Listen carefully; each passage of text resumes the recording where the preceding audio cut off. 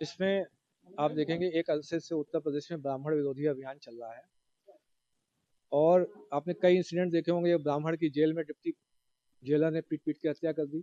और आपने खुशी दुबे प्रकरण देखा होगा, किसी एक अगर अपराधी से 3 दिन पहले शादी हुई तो उसको किस तरीके से प्रताड़ित किया गया। इसी तरीके से जो एक जो थाना था उसमें विकलांग की पीट पीट के हत्या कर दी गई। और ऐसे कई अन्य प्रकरण हैं जो समाज के प्रति जो हुए हैं, घटित प्रकरण हुए हैं। इनमें से अभी 2 हफ्ते पूर्व ही जो हमारे मौनी अमावस्या में जो स्नान था, उसमें जो ज्योतिर्मठ पीठ के जो शंकराचार्य हैं श्री अवय मुक्तेश्वरानंद जी महाराज, उनके शिष्यों के साथ, खासकर बूढ़े बूढ़े जो सन्यासियों के साथ तो इतनी पिटाई की गई, लात और जूतों से घूसों से मारा गया। एवं बटुक जो ब्राह्मण थे उनकी चोटी घसीट के, आपने वीडियो देखे होंगे किस तरीके से घसीट घसीट के जमीन पर उनको पीटा गया। चोटी और जो ये शिखा है, ये ब्राह्मण समाज का जो सांस्कृतिक प्रतीक है, उनकी आस्था का प्रतीक है। क्या आप ऐसा किसी अन्य धर्म या जाति के साथ आप कर सकते हैं? उनकी जो मान मर्यादा का हनन किया जाए। इसके अतिरिक्त जो दूसरा अभी जो यूजीसी जो 2026 का रेगुलेशन आया है, दिनांक जो 13 जनवरी को भारत सरकार के जो बजट प्रकाशित हुआ है, उसमें आपने सामान्य वर्ग के व्यक्ति जो जो अभ्यर्थी हैं, पढ़ते हैं, विद्यार्थी हैं, उनको आपने स्वघोषित अपराधी मान लिया है। आपका बेटा सामान्य वर्ग का यदि पढ़ने लिखने में अच्छा है तो कोई भी ईर्ष्या से एक आरोप लगा देगा, भेदभाव कर रहे हैं, समता समिति उसका शोषण कर लेगी। इसी तरीके से यदि आपकी बेटी पर किसी को गलत नजर है, वो एक फर्जी निराधार शिकायत कर सकता है सकती।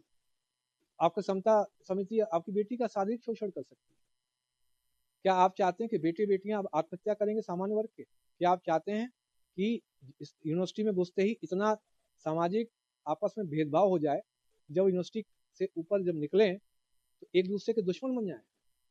क्या हम जब यूनिवर्सिटी में पढ़ते थे, क्या हमारे दोस्त SC ST OBC या किसी अन्य धर्म को नहीं होते थे? आप एक ऐसी व्यवस्था का निर्माण करके जा रहे हैं जिसमें कि हम लोग एक दूसरे से लड़ेंगे, सरनेम देख के, जाति देख के, उपजाति देख के एक दूसरे से लड़ेंगे, मारेंगे एक दूसरे को। क्या आप चाहते हैं कि देश में सिविल वॉर की सिचुएशन डेवलप हो जाए? आपसे जो दोनों इशू में अगर देखेंगे, सामान्य वर्ग इस समय बहुत ही खफा है, आपसे एक तरीके मानसिक रूप से अलग हो चुका है। देखा जाए तो केंद्र सरकार और राज्य सरकार दोनों अब अल्पमत में आ चुकी हैं। सामान्य वर्ग बिल्कुल अलग हो चुका है। अलग आज अगर चुनाव हो जाए तो केंद्र और राज्य में दोनों जगह यह सरकार नहीं बचेगी। जो बीजेपी का प्रारूप पहले जो था भारतीय जनता पार्टी, आज वो विदेशी जनता पार्टी है, भारतीय जनता पार्टी नहीं। मैंने जिलाधिकारी महोदय को ईमेल के माध्यम से, मैंने जो माननीय राज्यपाल महोदय हैं उनको भी ईमेल के माध्यम से, और जो CO हैं जो यूपी जो भारत निर्वाचन आयोग उत्तर प्रदेश में, उनको भी ईमेल के माध्यम नहीं, इसमें अड़े तो बहुत सोच समझ के, जब कोई आपका जो हमारा जो माननीय जनप्रतिनिधि ब्राह्मण समाज के जब नहीं बोल रहे हैं तो किसी ना किसी को बोलना पड़ेगा, नहीं तो ये सिविल वॉर सिचुएशन आ जाएगी। बेटे बेटियों का रेप होगा, विद्यालयों में विश्वविद्यालयों में शोषण होगा, और तब भी ये जो कॉर्पोरेट कंपनी के एम्प्लॉय जो हमारे ब्राह्मण समाज के माननीय सांसद, माननीय MLA हैं, कुछ नहीं बोलेंगे, क्योंकि उनको हाईकमान से, जो CEO साहब से कोई भी आदेश नहीं मिलेगा। सर, आपके इस्तीफा के लिए राजनीतिक तौर पर देखा जाने लगा है। आपका विषय है, ये समाज के जो माननीय जनप्रतिनिधि हैं उनको अब डिसाइड करना है। मेरा तो ये आह्वान है कि आप केंद्र सरकार तुरंत इस UGC रेगुलेशन को वापस ले, और जो उत्तर प्रदेश में जो ब्राह्मण विरोधी अभियान चल रहा है वो उसको भी तुरंत सरकार वापस ले, रोके, और माननीय जनप्रतिनिधि जितने ब्राह्मण समाज के तुरंत अपने अपनी जगह से इस्तीफा देकर समाज के साथ आए। सबसे पहला तो मुझे सभी से, माननीय अपने ब्राह्मण जनप्रतिनिधियों, MP MLA से निवेदन है, और जो भी बूथ लेवल या इधर उधर जो कार्यकर्ता है, मेरा उनसे भी अनुरोध है, अब आप इस्तीफा दे के अलग हो जाइए।